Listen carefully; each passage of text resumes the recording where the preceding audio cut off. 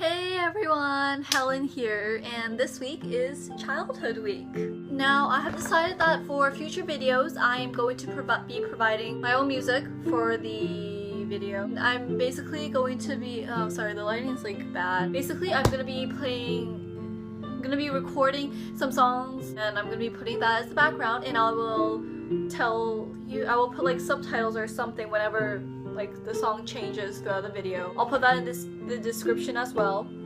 So since this week is Childhood Week, I thought I would pick and choose some songs from this book.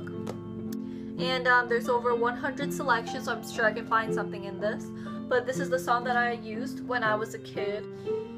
I don't really know what to talk about because I don't remember much about my childhood. Like, most people can probably tell you like some main point about each year in their childhood, like, oh, when I was in first grade, this happened. But I can barely remember who my friends were in first grade, so there's an issue. But I can tell you maybe 3 or 4 things about my childhood that I remember. So let's just go do that. For some reason, I never really liked recess. I would much rather like skip recess entirely and just keep learning. Thinking back on it, it might be due to the fact that when I was in elementary school, I literally had like one friend. Primarily, I had one friend, and she had other friends, so yeah, I don't know. I forget what I was gonna say. Let's talk about classes. In elementary school and middle school, all I remember about classes is that I was bored to death in them. I wanted to skip school every day except for test day, so I could go in, take the test, and I would still have a good grade. I just wouldn't have to sit through like all those like classes. Because when I was before I even started preschool, my mom started teaching me like math and stuff, so I was already like way ahead in math. And I remember I took a reading and writing test when I was in first grade, and they said that I was like reading and writing at least a grade above me, maybe 2. So I was bored all the time. Like, I'm not exceptionally smart or anything, it's just that I had a head start. But that head start carried me like all the way until 9th grade in science. And then I just started failing all over the place. I never did like science.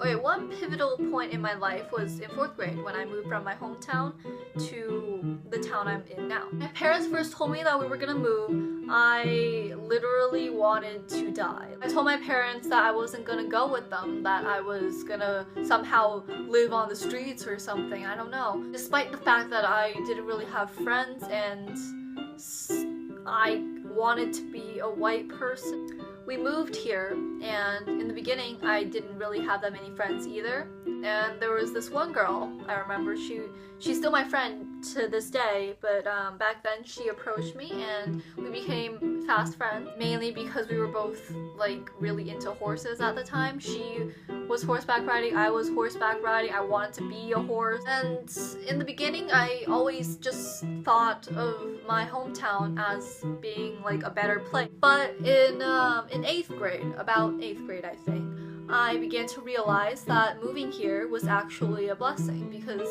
it gave me the chance to start over. And I doubt if I was still in the town that I used to be in, I would have like this many friends and I would be this happy. Now, the last thing I want to talk about today is when I was in 2nd grade, I had this best friend, and his name was Anthony. He was Asian too. He was ambidextrous. Our parents were friends, and we were just really close. Every Wednesday afternoon, or every Tuesday, I forget, I think it was Tuesday actually, we would buy a pretzel, or I would buy a pretzel, because on Tuesday afternoons, our school sold pretzels outside. This happened every Tuesday. We would go to his house, and we would have lunch, and we would, you know, just hang out. About 3/4 of the way through the year, I did something really stupid. I forget what it was, but I offended him, and after that, things were just never the same. Nowadays, I say a lot of offensive things, and I talk a lot without thinking beforehand. Nowadays, my friends, like, they forgive me for it because that's just who I am. But in 2nd grade, you know, I really hurt his feelings. I really want to be friends with him again, but it just, yeah. At the end of the year, at the end of 2nd grade, he moved to California and haven't seen him since. I like to think that if things were different and if he didn't move or I didn't, you know, piss him off, then things would be different now. But maybe in a parallel universe, that's what happened.